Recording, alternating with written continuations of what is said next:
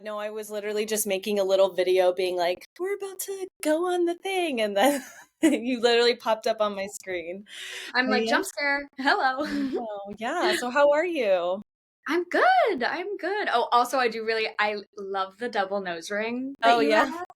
I used to have a double nose.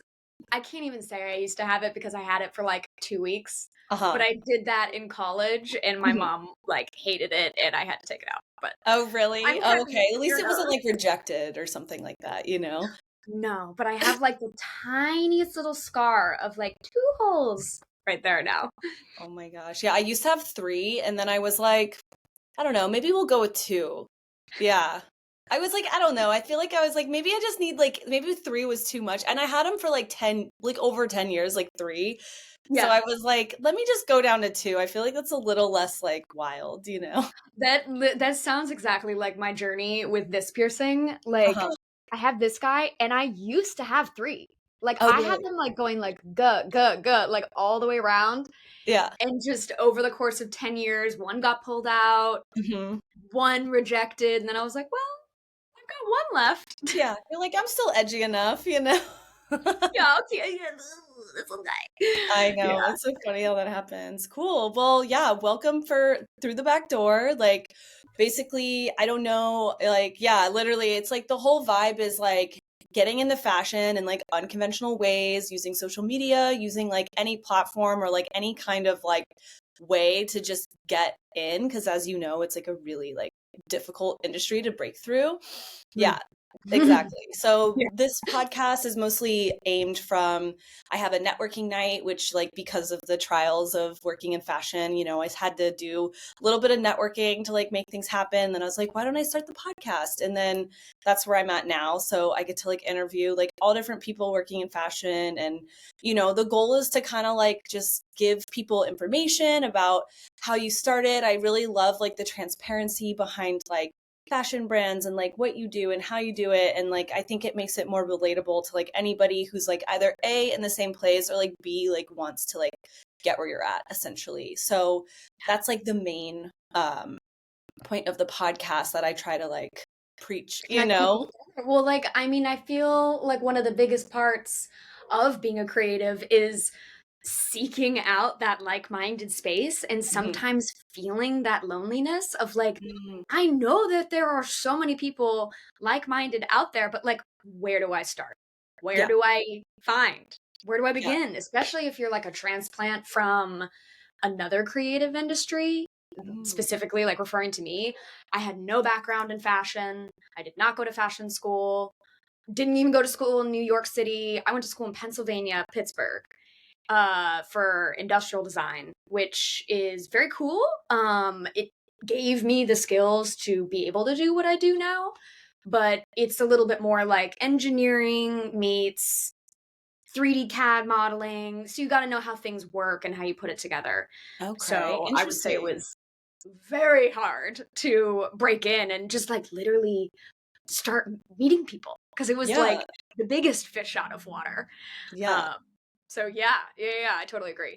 No, yeah. So let's like talk a little about that. So your initial background, like you're not from like I actually haven't interviewed anyone any yet that hasn't gone to like fashion school that works in fashion. So this is like a kind of like really interesting moment for the people in like, you know, the Blossom like online fashion community space who are like, do I need to go to school to be in fashion? I'm like, no, but it depends on what you want to do, you know? So yeah, so tell us a Totally. little about like that process going from like something else to fashion.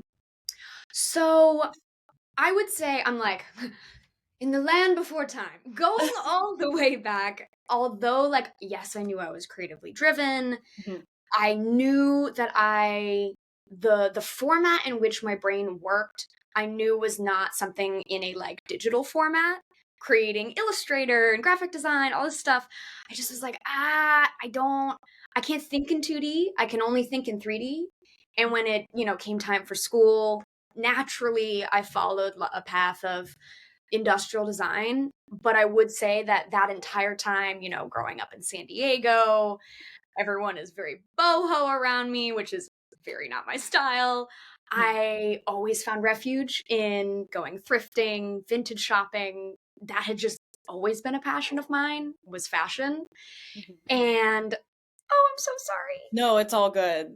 No, you're Let good. me close out. That's the one issue is like my messages. I'll close out of Oh my messages, God, but my light just fell too. So we'll have a little technical difficulty. It's okay.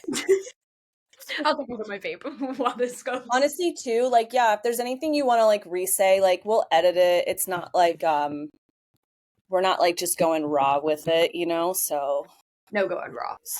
No, one okay. likes to go. That might happen again too, because it's just like a suction cup.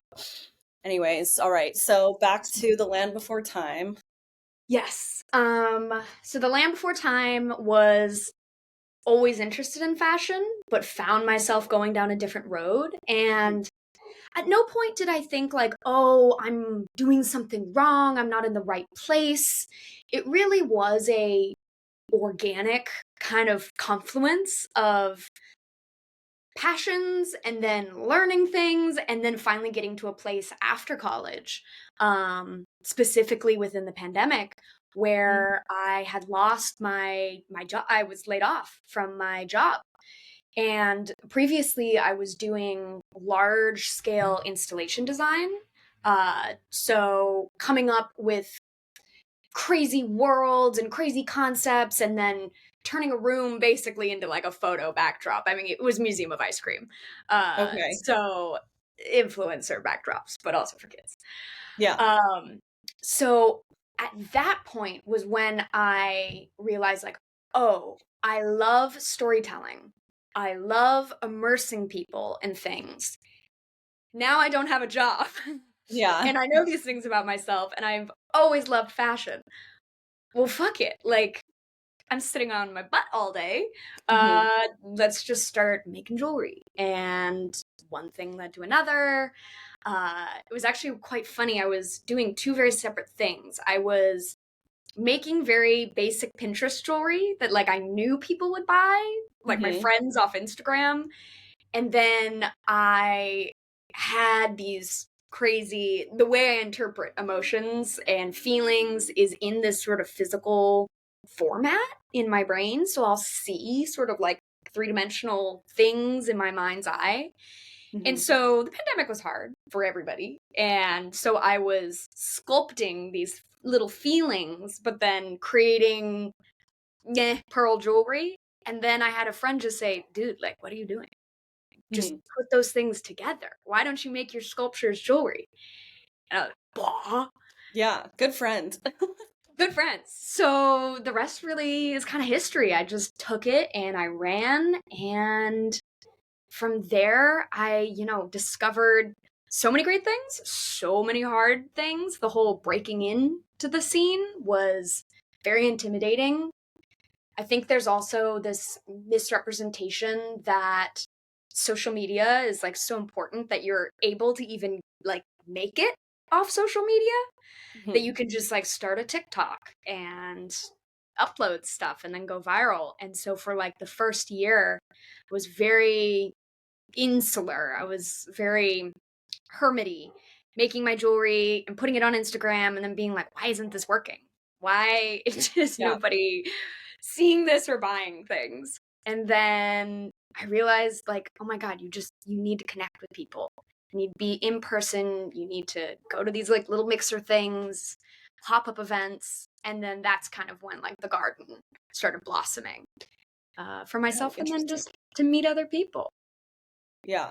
No, it's definitely real. And I noticed like a lot of the like smaller or emerging or like smaller brands, they all have like when they're successful, they all kind of have like a community of people that like wear their stuff like every day, you know? And it's like if you go to this area of town, like you'll probably run into this person wearing this or like that, you know? So it's kind of like really interesting how much yes, like it social media is nice to have as like that kind of like backup, you know, like and it is kind of like a portfolio, you know, but there is that concept of like, oh, I need to go viral or I need to because I think Mm, we saw a lot of viral fashion moments like 2021, you know, like yeah, 2020, like there was some moments where people like really popped off on social media and then they became like runway brands and like, you know, we're really doing totally. it And I was like, oh my God, I'm going to be one of those. You know what I mean? It's Like, just I so was, all of us, me included.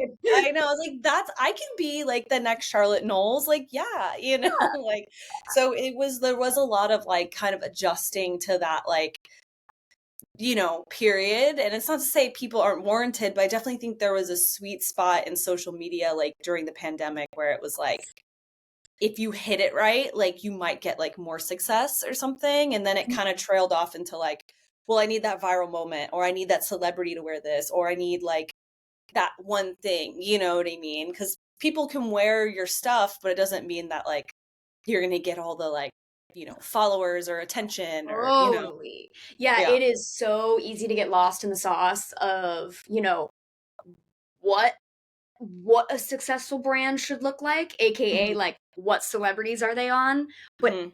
that other thing is like that doesn't equate to, sales. That doesn't equate. That just equates to your reach is getting further. And so like those learnings of, oh my goodness, I'm having celebrities reach out and they're wearing it, but I'm not making sales, and having that like, internal battle of like, am I doing something wrong?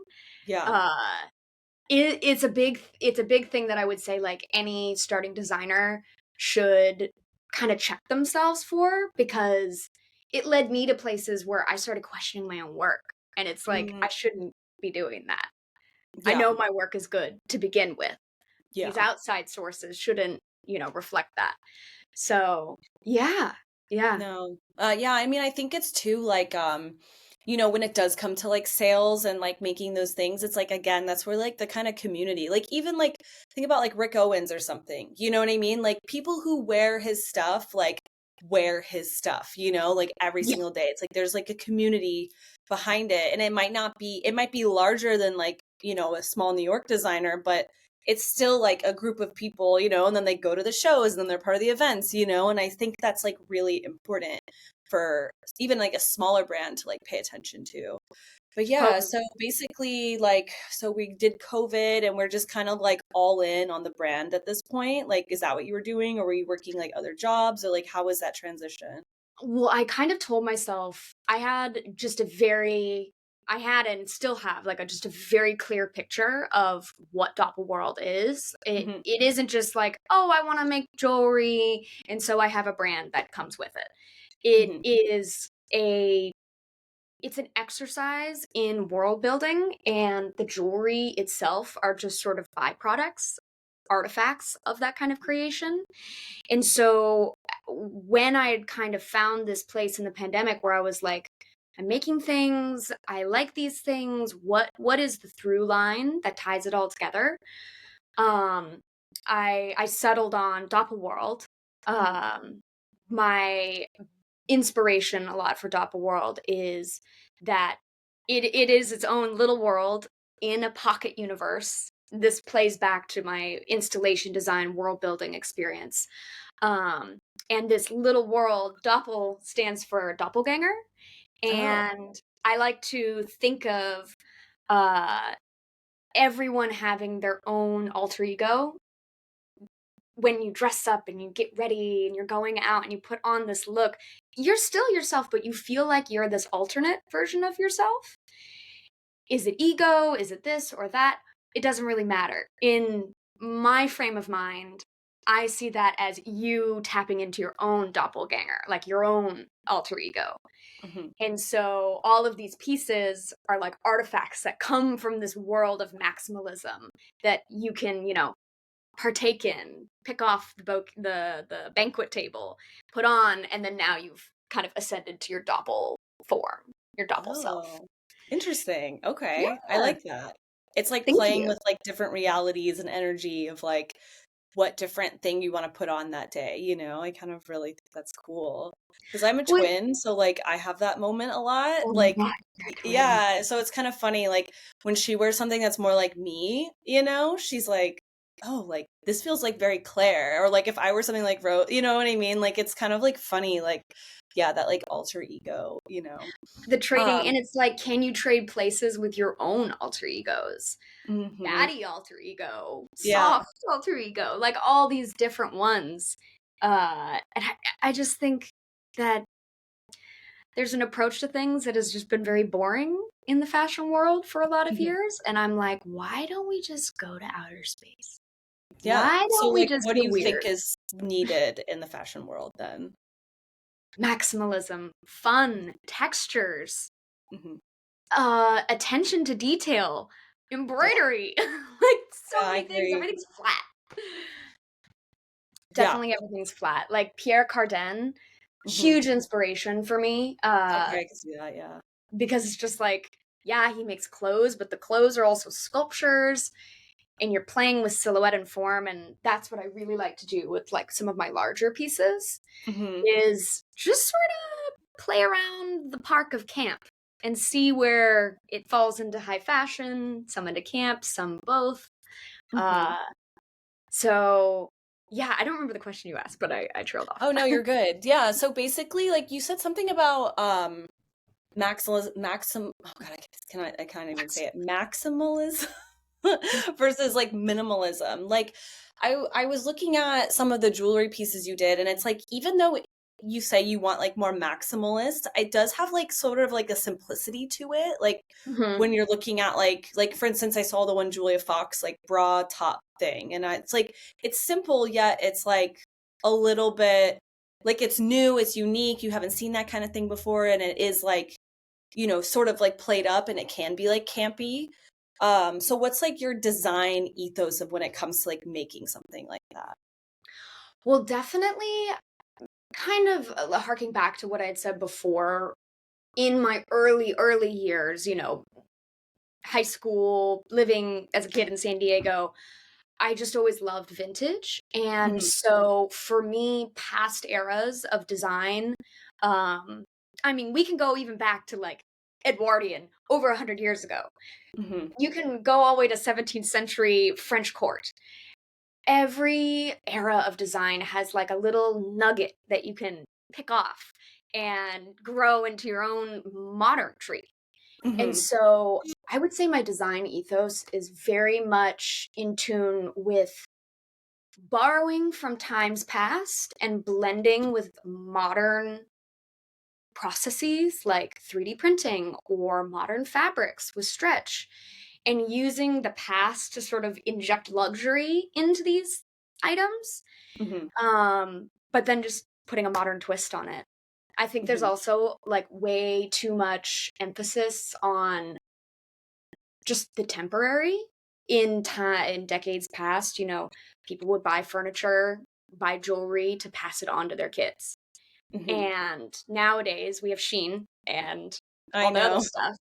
And so I'm Yeah. like, and even high fashion brands, like even like a nice Balenciaga thing that's thousands of dollars actually is not crafted to last. Yeah. And so my ethos comes back to like creating objects to be cherished. Mhm. That's it. Yeah, I mean, I Last can and see it's like cherished. art, like it's wearable art. You can like have some, especially if you're making it to last for a really long time. And I do think that is like something so missing. I mean, I can't even buy like a pair of like I wanted to buy some Yeah, like pointy boots, and it's like they maybe last one winter, maybe if I'm lucky, with maybe. like heels. You know what I Yeah, mean? And I'm like, this is wild. I spent like $120 on like Steve Madden boots or something that are like stylish or whatever, and like they're falling apart, and especially for like classic staples like that, like yes, I could pay more and like maybe get something that's like crazier quality, but I've done that too, and then that also like breaks, what I right. mean? Like we're reinforced to just be like, fine, I'll go to Zara. Like it's gonna Yeah, break anyway. So like I'll just go to exactly. Zara. Yeah, exactly. No, yeah, and it's interesting too with like the whole Zara Steve Madden, even because it's like I'm pretty sure I bought like Balenciaga knockoffs from Steve Madden. You know what I mean? But Yeah, it oh was like, for sure. yeah, like 100%. But it was like, but it's like, but if are they the same quality? And I do know that it's like Zara like rips off like designers or something like that. Have you like ever had any experiences with like these kinds of things? Um hmm. I don't know how much I can say about this because it was not a fast fashion brand. Yeah, that happens too. It was not a fast fashion brand. but it was a brand that operates in New York City that Mhm, created something that was very similar to mine. And I was mhm. like, ah, No, yeah, and it no. happens, yeah. To be to touch a sore note, but yeah, Yeah, I I'm mean, like, I don't want to like out who this is. Like, if this is not included in it, Osiris. Do you know who? okay, I think I saw something similar, yeah.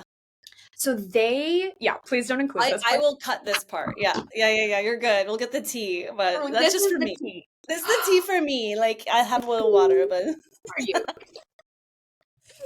I was like literally about to grab my water, and then I realized it is like an entire jug of resin, and I was like, I should not grab this to drink this. It's not. bye-bye. It looks like water. It's not water. It will kill you. Yeah.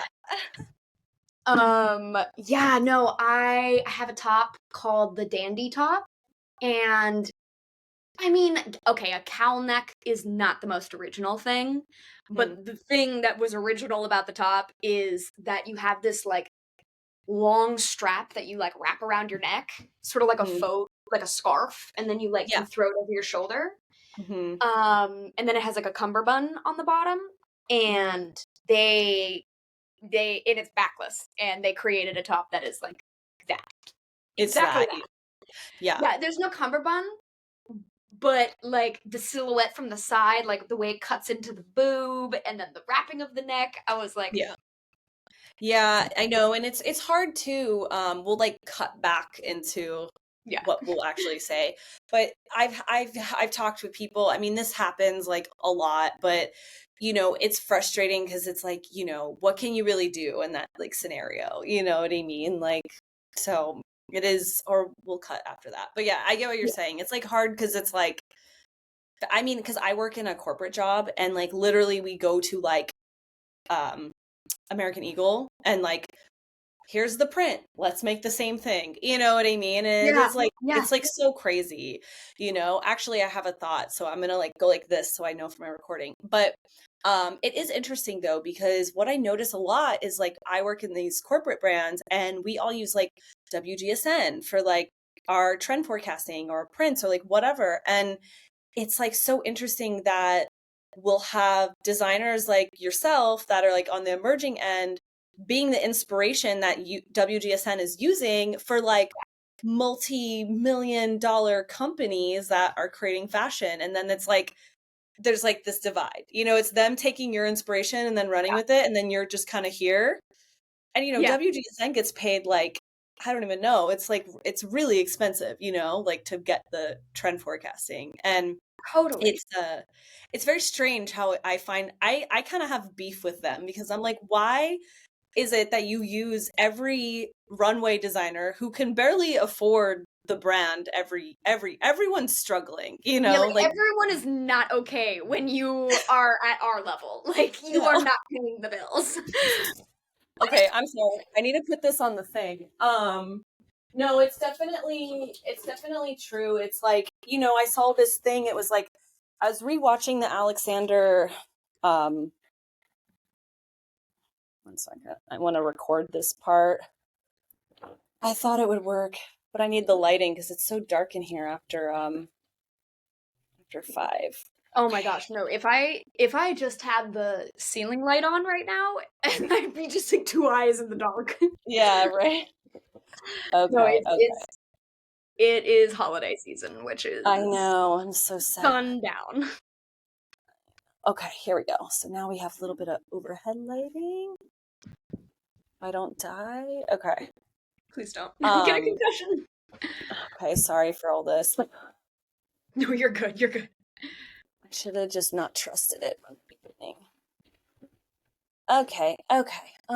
We're back. But I saw in the Alexander McQueen documentary, even back then, he was talking about how he's like, cool, I'm like doing all these runways and I'm in every single publication, but I'm eating ramen, like stuff like that. So it is like this interesting, like, thing where like I kind of see myself growing like Blossom Night and this network to kind of weirdly be like some kind of like not like union, but like some like to Just create about to say union.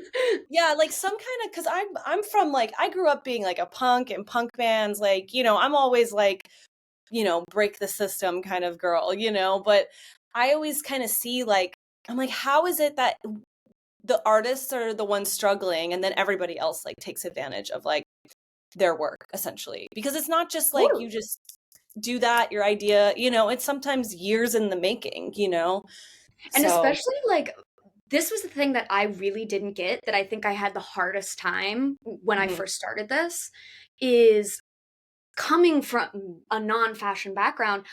I didn't know like just the pyramid structure of how easy it is to just be taken advantage of, stepped on. Oh, I'm so sorry, there's no money for budget, but we'd love to pull your items. And it's like, yeah, if there's no sorry, if there's no budget for clothing, I'm like, yeah, well, if you don't have my clothing, the model's naked. yeah, So why don't you make a budget for it? And there's a lot of really backward stuff in this industry where I'm like, it is it's not set up for people like us to succeed unless we band together, basically, like a mhm. union. No, I mean, honestly, like, because like, I have like a very interesting experience because I'm 33 and I graduated in 2022. So I'm like 10 years older than like your average fashion student that I went to school with. I think there was like three of us that were above like 25 or something like that. Like, mostly everybody was in their really early 20s. And I was, out of all my friends, the only one that was like fully self-funded by like working and paying my bills and everything. Like, at one point oh my gosh, my teacher was like, "You have a job?" Like, you know what I mean? Like, and so it was set up like very much like you don't have a job, you just start in fashion school, which is like, if that's your experience, like, I'm so happy for you because I like wanted that experience like really, really bad. Yeah. But it gave me this like other aspect into the industry because when I got out of school, I had to intern for a year. I was not paid just to get a job. I was still bartending on top of it. And Yep. then it's like now I finally landed a corporate job and I'm burnt out and I want to quit. You know what I Yes. mean? And it's like, that's just like not fair. And I'm like low key, like, is fashion a scam on some Mm, levels? Like, where, like, I just think there needs to be a lot of conversation because I've seen on my end working for brands, doing runway, doing all the different things because I interned for like a really long time.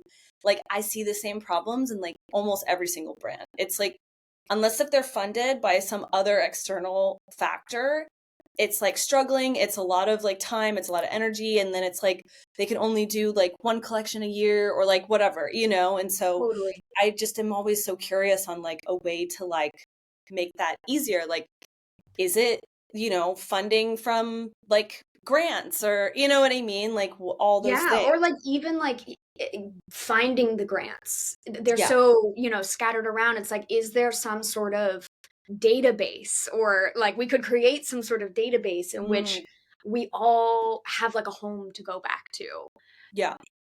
or home in a sense in which it's like we don't feel like we're just a buoy in the ocean bobbing Mhm. along, and our other friends who are also buoys are saying, what's going on? I have no money. I'm Yeah. dying. We're all sad buoys. And so I it's like, know. Well, you that's know, why I created this network night because it is kind of like a fun little matchmaking like service for fashion industry because we'll be like, hey, like, okay, when you sign up for the event, it's like, what are you? What do you do? What are you looking for? What are you offering? And so whenever you come at the end of the night, we'll like put it out as like a list and then you're like, let's say you need a model or something and they like are down to collaborate or like exchange or like whatever, then you can like contact that person and then go from there and do like whatever you need to do. But it's kind of this like way to like organize people so that yeah.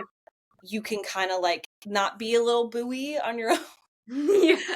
Yeah. So it's like, even though it's like maybe not everybody can like pay, at least it might be like more collaborative in the sense of like everybody's in the same place and so you're all like working together to like grow into something. So that, because I love the stories of fashion designers that have like their team. It's like they had the photographer who like was their friend and the stylist who was their friend and then the person, and Yeah. then they all like did it together, and then they all like reaped the benefits of it. Like, for instance, like Julia Fox or something, you know what I mean? It's like all of her friends went like with her or whatever, like that's just Yeah. one example. But like I think that's like really cool in the sense of like living in New York, it's totally possible, to like meet It's people and totally possible. Everyone also is itching to do something creative, and Mhm, we're also broke, that it's like everyone just want to works with each other, and mhm. like through trades, that Yeah. like you end up building this community out of necessity, or it comes out of necessity, but then it results in like a far more beautiful product Yeah. because it comes from that place Yeah. of necessity at first. Yeah, and everyone's Mm, like really tapped in, I think, because they yeah. want to like create something beautiful. But yeah, so like speaking of like the brand, like what's like a daily life for you right now? Daily life. Well, I've definitely been I have a studio in my apartment. Okay. And the biggest thing I struggle with is like I need to get out of the house. I'm Yeah. slowly going insane because I just did the studio all the time. Yeah. Uh I mean, literally, like I said, the first year I was like not now I wasn't going out and like, networking with people. I was like, I can just make things in here. So Mad scientist vibe. a day to day is a much more balanced, working in the shop, going somewhere else, doing the manual work, because unfortunately I don't have a team. Mhm. It is just me, and Chloe, my incredible intern. And I've had some interns in the past that sort of roll through, and then external people I work with. Mhm. But insular, it is unfortunately just me. And so, I don't know, a day to day, I'm not very good at answering this question. It's very nebulous. It's a lot of either panic designing or paralyzed, and then Mm, back to panic designing. And gotcha. then hyperfixation on something that then distracts me from like the thing I really need to release. Hence Gotcha. why I have like 10 unreleased pieces just sitting behind me. And I'm like, I need to get it out. I need to get it out. So I guess it's like a daily life. Pretty Yeah. chaotic, So pretty is that like how the unorganized. brand functions? You get like maybe an order or you have like a collection that you're trying to do and then you just like produce it like that or like how does that work? So actually, since Dopl World is more of this exercise in world building, Mhm. each collection, I like to think of it as a new chapter.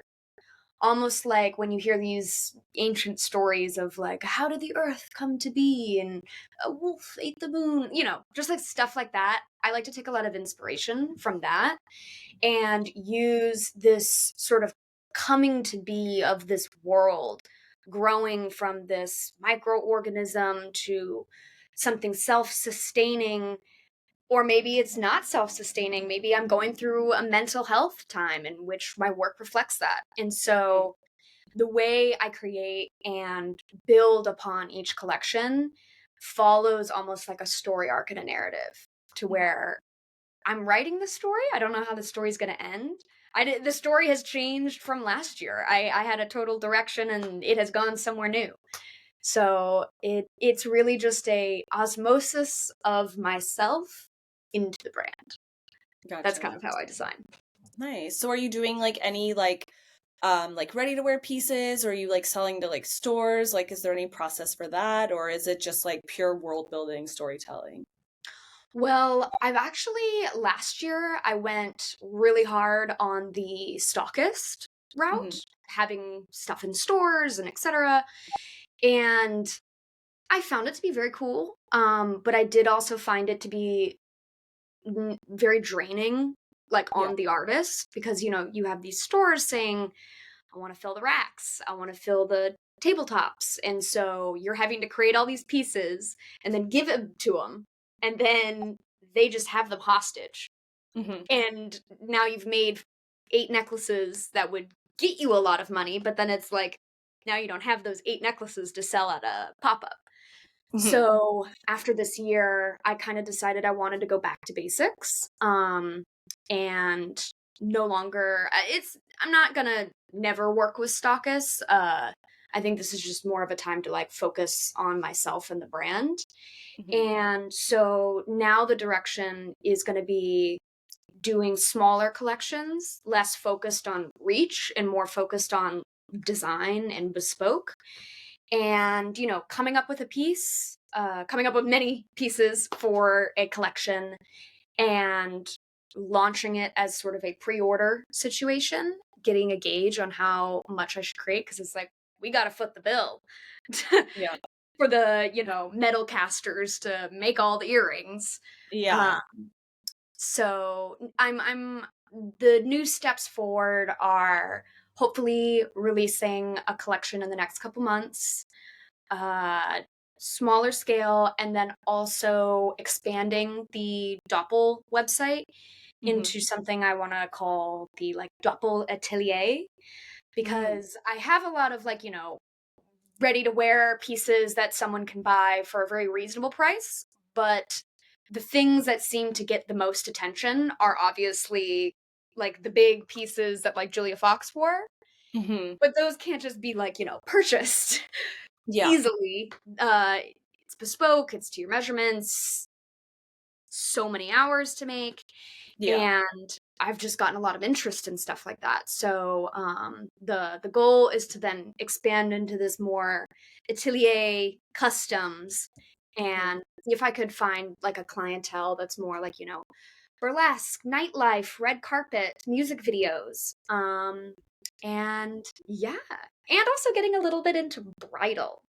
Mm. That is Oh, I can see the that. market that I Yeah. think has actually I didn't choose it, it chose me, and so I'm just responding to it. I keep having brides Yeah.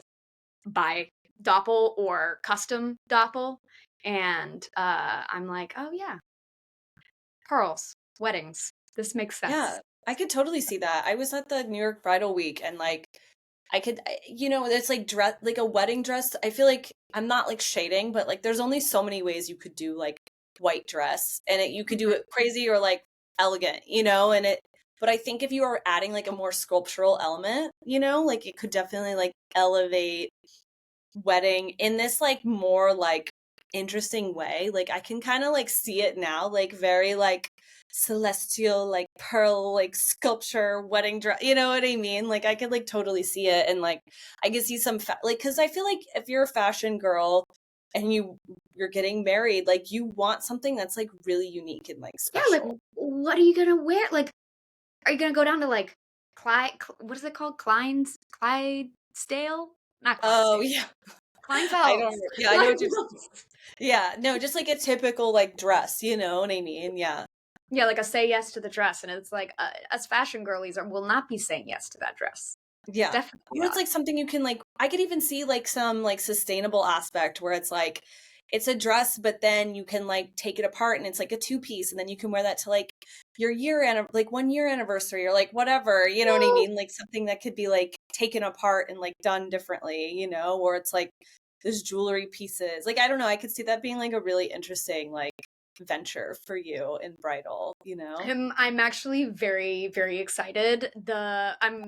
I got my first bridal, not my first, but it was like I had a bridal commission that fell through a few months ago, but I have my first like bridal like thing that's happening. She's coming over Okay. next week, and the dress is going to be, you know, exactly kind of like what we talked about, where it's edgy and cool, but bridal, but, you know, a little interesting. And Mhm. I've just found in that world some really interesting design challenges. I think that's the other thing Mhm. from, you know, the industrial design background is I think of all of this as like a design challenge. How Mhm. do I make a pearl bra Mhm. that has never existed before? And I'm about to be working on a custom for a Muslim bride who, you know, really wants to have some cool headpiece, but it Oh needs to be modest enough to, you know, abide by her culture. And so when she talked to me about this and, you know, I create those bandanas, she was like, "Oh my gosh, you make head coverings." And I was like, "I do." And she's like, "Have you ever done bridal?" And I was like, "Yes, I'm literally trying to do bridal." She's like, "Well, then let's do a hijabi veil hat thing." And I was I like, love that. Yes. Yeah, no, and it's cool because it's like definitely like pushing you out to like different like people, like, bridals, people that have to wear head coverings, these are all like new markets to like explore, definitely as like a designer, not just like one typical route of like women's wear, like Yeah. jewelry, so it's like nice to definitely explore that. Yeah. Sorry. Oh my gosh, I had a question for I you. closed my messenger app. It like Oh, no, let you're me good. You're good. It's all good. No, I was gonna pivot. Let me think. What was the my question? I have ADHD, so I literally forget questions all the time. Um, literally me too. That's why like we've probably only gotten through like two and a half of your questions and it's been like 40 minutes. no, but that's good. I prefer like a more like conversation, like you're listening to like a phone call or something. So it's definitely like very like it's edited, but like not edited. Um, but yeah, so when like let me think. So you think you're gonna transition to bridal? Um, uh, it was a question I didn't write down. What was I gonna ask you? God, Bridal I'm so sorry. manufacturers, day to Yeah, do day. you want to talk about that? Like how do you make like when it comes to like the more like jewelry like pieces, like how do you make that essentially? Because you did mention you had like a smith or something. Yeah, yeah. Yeah. So basically a lot it's interesting. Some of the pieces I make entirely myself by hand. I would say the majority of the pieces, 90% of the pieces are Hmm. entirely made by me. And then other pieces that are more complex. Let's see. So, something more complex where it's like this. It's just a Hmm. solid piece of metal. That's where I go into like my 3D modeling software and I'll model something and then I can send it off to a third party who does like metal castings and then with like the crucible that's like 1,000 degrees. And so I can just, prototype it here, print it on my 3D printer to Very make cool. sure it is, the right proportions. And then once I get it looking the way I want it to look, I can just send it off to this manufacturer and Mhm. then they will cast it in the metal, plate it, give it back to me. I love that. Yeah, I So have a those friend who does pieces, jewelry. I'm like, oh, great, all the work is done. The other Yeah. pieces, not so much. Yeah. Like how did you like start doing the 3D printer? Was it like specifically because of like your last job? You were like used to molding and working in that kind of way or Well, so the CAD modeling and 3D printing, that is like absolutely a remnant of the whole industrial design part of Mhm, my life because it's like that's how you prototype any kind of gizmo or gadget that you're trying to make. You mhm, 3D print it to make sure it looks right. And, once you get into the professional world, uh, agencies are still 3D printing things to verify before they send it off to like China and then have like a bunch of phone cases made. And so I mhm. was like, I could just do that with jewelry. It's tiny. Yeah. I could just 3D print it. And so I have like a whole box. Where is it? I have a box somewhere that's like filled with like all my 3D prints. Right now I have like I 3D printed these like stands, which I'm very tickled by because this is like what I use for my like tabling Mhm. displays. It's Oh, like cool. big, Oh, I love that. yeah, so it's like a little mound and then I I feel just like you like could sell those too. right? Yeah, like on Etsy. Like I feel like you could sell the stand. Because The I bought problem some is like 3D printed lamps, like the very yeah, like 60s, and I'm like, this is 3D printed. Like, like what the fuck? you're like you really just used like 89 cents of material on Yeah, this. Like no, no literally. And way. I think that's really cool. I've always wanted to like learn more about that because like you, I'm like, ooh, I want to make everything, like, Mhm.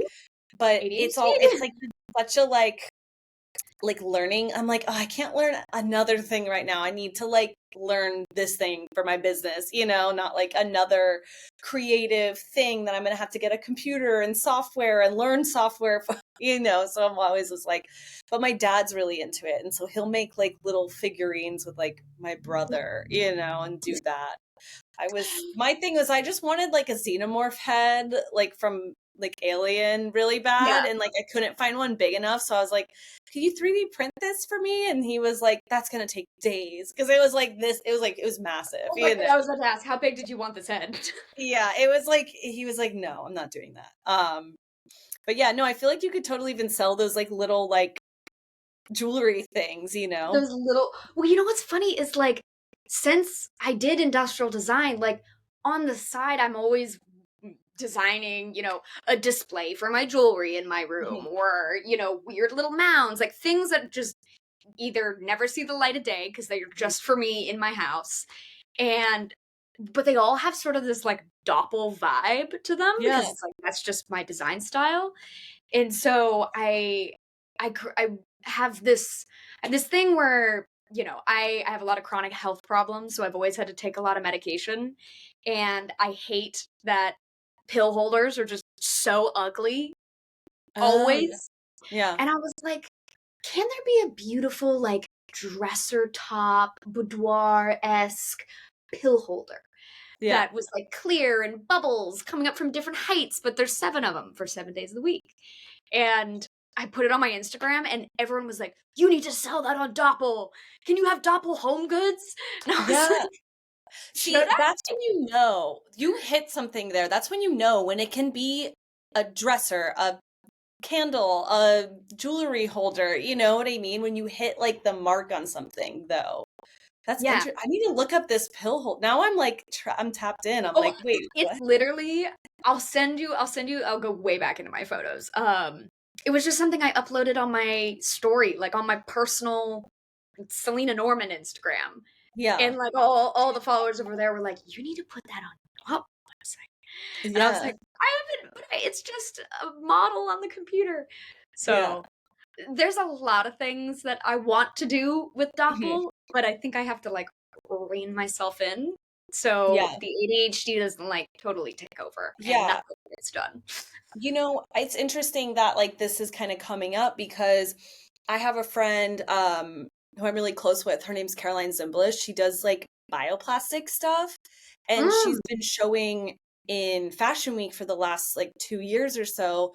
But it's like every designer, it's really a lot of money. It's really expensive. It's a lot of time consuming, and we both work like full time. We both work at the corporate design job, So but I'm always like, but like you, she has this like element that can make like home goods essentially. And I'm like, yeah, because she always needs to fund her brand, So I'm like, why don't you just like make these home, like, it's like, let me grab it for you. It's really yeah, cute, show but it's me. like she makes these vases and it's just bioplastic. But I was like, why don't you like you could just turn this over and put an LED light in it and it's a lamp. You know what I Boom, mean? Or like, and boom, she has baby. done stuff like that, but nothing like little, and my bedroom lamp that is 3D printed inspired like me to tell her that, which is so funny that I'm talking to you, but it's like maybe there's a way to like use the like, the like brand ethos to like create products that are like easier to sell at like an easier price point that would then like fund The the fashion, greater, the greater like good. Totally.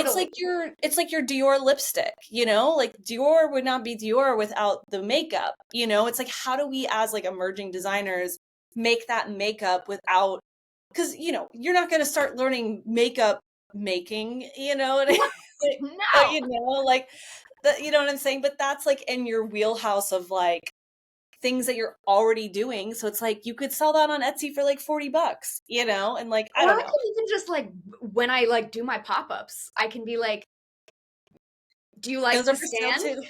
Because it's like people, when I do my pop-ups, I have this like crazy table display where I make these grass mounds, and Uh-huh. right now there isn't the thing inserted into it, but there's like this massive rod that goes from this mound to this mound, and it's like twirly and wavy like this. It's Hmm. just an acrylic rod that I like put a heat gun to, and then I Oh, like I love that. wrestle with it. Yeah. But it draws people to the booth, and then they're like, "Oh, you're Joey," and I'm like, "Yes, yes, the stands are what brought you over, but now buy Yeah. the jewelry on the stands." Well, it's like again that world building. You're like creating something that is like unique and like eye-catching, and then people are like, "Oh, what is this? Okay, I like this." And then they meet you and then they want to be like associated with you and like support you, and it's that like in-person element, that like I do think social media is like you're missing the mark if you're Yes. only on social media. But no, Totally. I Like think it's really in terms of sales, I would say like for other people who are trying to get into this, like the best thing I can say to those people is like don't stay in your studio. Don't hole yourself up. Go to the pop-ups, meet other people, because it's like that first year where I was very insular and I was very unhappy with, sales, and well, also once you start equating like a monetary value to your art, it Mhm. creates this internal dialogue of like, am I good? Am I bad? Like Yeah. it's a whole other thing that I just didn't expect, because it's like in the industrial design world, you get hired by an agency and then you make their work. You're Hmm. not like starting your own solo industrial design studio. So like this was a big learning for me. Hmm. But when you go to those pop-ups and you meet people and talk to people, that's where I make sales. Like most of my sales come from in-person stuff, not Hmm. online. Because it's like Yeah. that's where you get people to buy in and be like, Yeah. this wow, this is cool. This is a cool conversation I just had. Yeah. So Like, yeah, oh, I loved that designer. They were so nice. Like now I want to like support them and follow them on Instagram and like be a fan.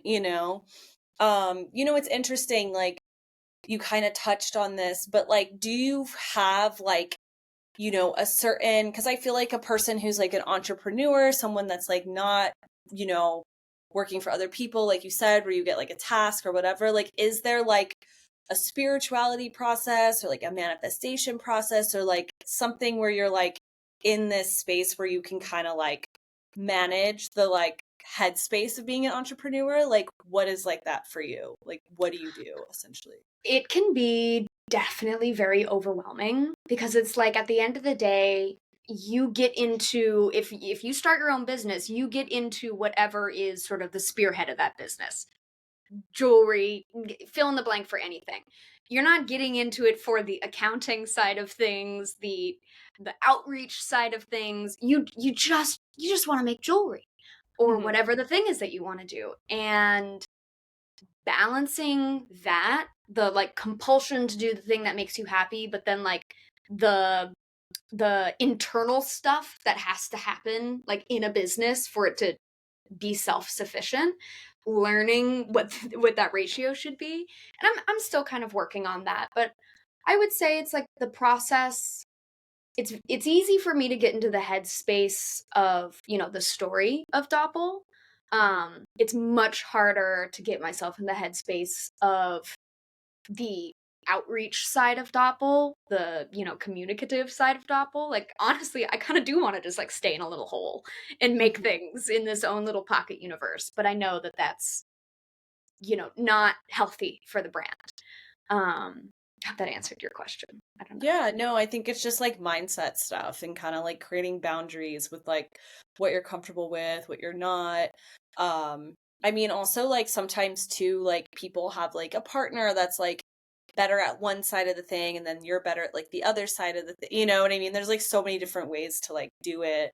So it is like, That's the and I, thing that I am missing out on. I'm so sorry to interrupt you. no, you're It, good. I've met so many people, and this is like, oh, this is where, not where I went wrong, but like where I could have done differently, and probably moving forward need to find this space, is people who launch their brands like in unison with like someone else, like they're a team, and it's someone has their strengths here and then here.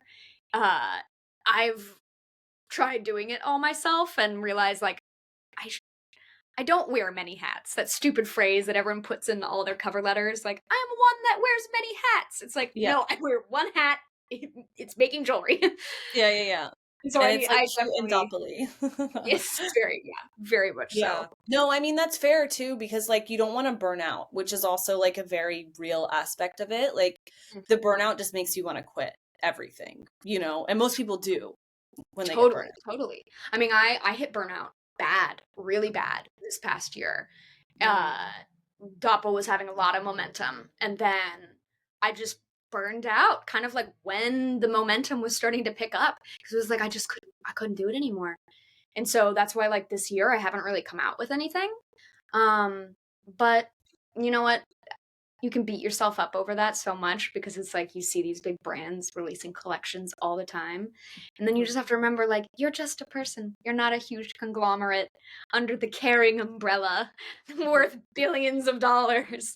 And, like, it's okay to take time and take process in your work because then that is how, the work comes out authentic and special and something that someone hasn't seen before.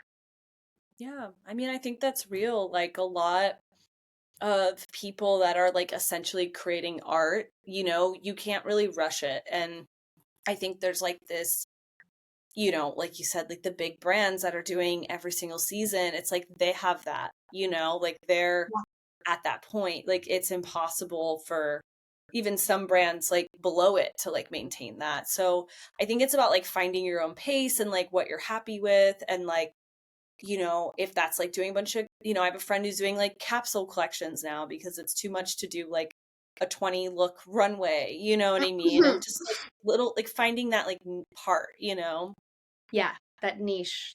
That Hmm. yeah, that niche and that also just like variance of just like what can I produce?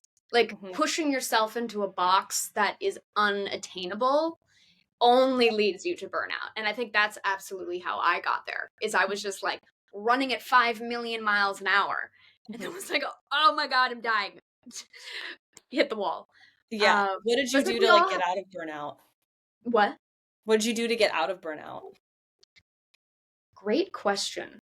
Um Asking I for think a I'm, like, friend. still kind of struggling with it, uh, but not as much. I think it was that, like, I had to reframe what was important to me in Dopl World. I think some things that were important at the beginning kind of got lost along the way. Sort of where I was like, you get lost in the sauce. Like, you're getting obsessed with, like, how many times should I post during the week? Is that going to up my numbers? Da, da, da. And, like, I was getting further and further away from why I started Dopl World in the first place. Mhm, And so to, like, eventually get over that burnout was really just sort of like take a good hard look at, the things that made me happy and the things that didn't make me happy. mhm. Sort of like the stalkus. And so I was like, all right, I'm not going to be making nearly as much money. But like Yeah. that was not bringing me joy because it was adding something new into this mix that was Yeah. creating anxiety.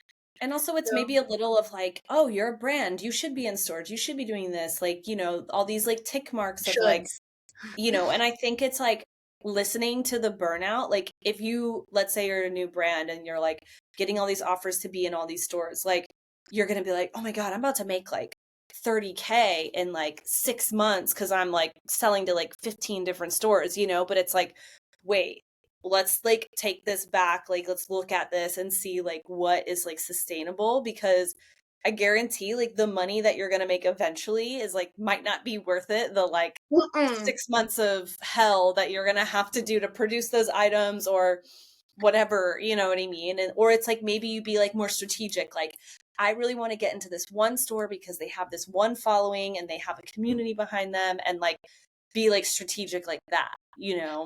Totally. I think that's what's super easy for, new creators. And then especially creators that like don't come from the fashion industry. I think I definitely fell into a couple pitfalls Mhm. where if I showed that to someone who, went to Pratt, went to FIT, they'd say, "Girl, like no, don't say yes to that." But it's Oh like I yeah. didn't know anything. So I was like, "Okay, Gotcha. now, I'm in debt, but Yeah, it's like it's going like to the learning casino. curve. You're gambling. You already know you're gambling. Mhm. You can't bitch and moan when you've lost some money." You're Yeah. gambling. That's what No, happens. definitely. And it is like learning the industry. And like, even if people do have like experience of like going to schools, like they still get into like mistakes and like learn new things and like, because they also don't teach you like a lot of business end of like Mm, fashion. It's like an elective, like it's not even a mandatory thing. And I'm like, I want to teach the class at FIT of like the real fashion industry and what to prepare you for because like they didn't even do that. And it's yeah, more like hands-on. that is so heartbreaking to hear. Like, not coming from the fashion industry is like, all right, yes, some fashion people have a little bit more of an idea, but like everyone is still getting the wool pulled over their eyes. Like Oh yeah. no one's like, "Oh, yes, this makes sense." Everyone's like, "Wait, I have to do this for free? I Yeah. have to Or I be an intern for guess, this long?" Like yeah, this I guess is I'll get just this job. And the other thing too is like I think I got a really good education in like going into corporate fashion. I learned how to do technical stuff. I learned how to do tech packs. I learned how to do like sewing. Like I knew all of the technical end of it really well so that I could get a job. Like they are good at that, but they don't tell you that like the jobs are going to not have a lot of work life balance or you're going to be like working for a lot of toxic people. Like the industry is really filled with a lot of like toxic people because they were treated that way, so then now they're treating the people below that. It's like that cycle. yes. And it's like that, or like just realizing that like, yeah, you're going to have to intern and work for minimum wage after you like get a degree, or like, it's all these like little things, and it's just something that people just aren't ready for. And like I had a lot of people who are my friends who went to fashion school who like warned me, but I was just like, no, not me, which is like fair. It's totally like I love the delusion because like the Yeah. delusion is what gets you as far Like, as we get in yes. life, but Yeah. then you're like, "Wait a minute." Like Yeah. I feel you. The Yeah. delusion. No, it's real. I mean, you're just like, but you pivot and like then you find, and then like, with my experience, like I'm pivoting now to something where I'm like, wow, I actually like this better than like sewing like any fucking day, designing any day. Like, you know what I Yeah. mean? And it's still in the industry. And, I think it's like something to like always be comfortable with like pivoting, you know what I mean? And to some degree, if it's like you're not showing 20-piece collection, but maybe you'll show a capsule, or like, you know what I mean? Like just like these little pivots for your own sanity, essentially. Yeah. Totally. Like there's no and that's the other thing. At the end of the day, you're your own boss and you make the rules. If Mhm. you are stressed out about something, this was like the biggest thing I had to learn was like I was stressing myself out like so much that my friends were like, "Girl, you make the deadlines. You make Yeah. the rules. Why are you killing yourself like this?" And I mean, yes, school teaches an awful, work uh work balance. Mhm. Uh, but yeah, I I lost my train of thought with that. No, I get it. It doesn't My teach my you I literally everything. my ADHD went, "What are you cooking for dinner later?" Like right It's at the end so of that, and I crazy. went, An industry where there's so many ADHD people, and then they're like like my job, I'm in charge of like data from like 5 different ends, and I have to keep track of everything. I'm like, this is the least ADHD friendly position I could have ever been in my entire life. "That Like sounds so overwhelming." Data? it's so, I'm quitting. Like it's so stressful. Like I'm literally like, fuck this, because if this is what my next 5 to 10 years looks like, I cannot do it. Like, so it's really interesting. It's like, because I mean, those are like the things that what I hope like this podcast will kind of like illuminate is like, if you do want to like, it's like pick your poison, you want to go into corporate fashion, it's going to be like this. You want to be like your own designer, it's going to be like this, and then here's these lovely people that you can like connect with and talk to, because they want to help someone in some other place, just like how you could reach out to another person, you know what I mean? So Yeah, just like preparing yourself. Like we all just want to feel more prepared. And whether that's through conversations with other people or like going to like little mixer events, which side note, I really, really, really want to come to your next one. oh, When of is course. that? Yeah, I'm excited. I just became a Soho House fellow. So like I am like fingers crossed that I can get my next event at a Soho House, which will be like so epic. Yeah. So That we're would gonna be like figure it so. out. It's been like a little bit of a trial because I've only been able to find locations at bars and I really want to be inclusive to like people in school. So it's like a little bit of like who are under 21. Um Yeah, that because is true. it's yeah, so it's a little hard, but after the holidays we're gonna like because then I won't be in this job. We're gonna hit the ground running, you know. So I'll definitely let you know about that. Oh my But yeah, gosh, I I'm mean, so excited because I really, ugh, too big of a hit of my vape. Cut this part out. I'm really wanting to find somebody to like take over. This is like the part of the brand that has driven me insane is the whole social media side of mm, things. TikToks, Instagram, all this. And in the beginning I was able to keep up, but now it's kind of become so overwhelming because it's like I mean if you go on my Instagram, you'll see like I have not posted in a while. And it's mm, because now it's like, and this sounds so like privileged to say this, but it's like now I have so many photo shoots. I have so many editorials. I have like a commercial that something was in and this and that like I'm actually not able to keep track of it anymore. And I mhm. just need to give it to someone and just be like, Yeah. do it. You need that like content be like that person to just capture Yeah. everything, you know? Yeah, because it's like I've got my little like weird stand here, and so I'll like try to like be making something, and then I'll set it up, and then Yeah. I'll record it, and then now I've just like wasted so much time. Yeah. Uh, but yeah, Fair. I'm very excited to come to Well, one of your maybe we'll like manifest it and find you like the perfect like content creator, like counterpart, you know what I mean? Like, I would love it because that's the other thing is like I know Doppel could like blow the fuck up mhm, if it is just marketed properly and like on TikTok. Like I'm not even on TikTok. That's mhm. like I'm not there. Like yes, there is a Doppel page on TikTok, but there's like 4 videos on it over the Yeah. past 3 years. So it's like the, and also I'm a little bit older. Like TikTok wasn't around. Yeah. Because I'm 29. I'm closer Yeah. to your age. And so it's like, yeah, we had Vine, but Yeah.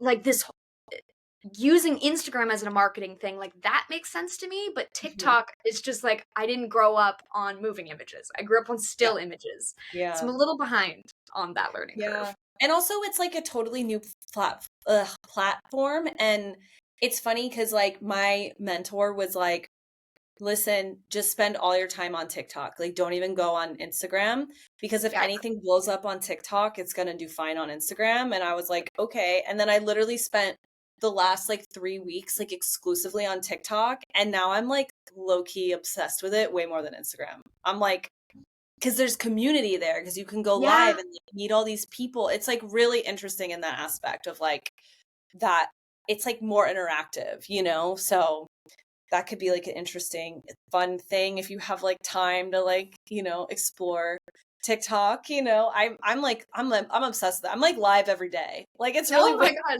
That's actually something that I've been thinking of like doing is like I don't know, I make way I make things is like very interesting and cool. Like I hand Yeah. bend all that metal by using a Yeah. flower pot in my apartment and I like just like bend it around a pot until it's curved enough and I'm like I should just go live doing this. Yeah, if you just go live and get like a little like tripod that's like good, you know, and just put it in like a, you know, a thing and just like talk to people and play music in the background, people Yeah, definitely like clue in. Yeah. people would be into that. People would be into Yeah, that. amazing. All right, so I Um think like we got everything. Is there anything else you want to mention? Like anything that's like coming up that you want to call out or like anything we didn't touch base on?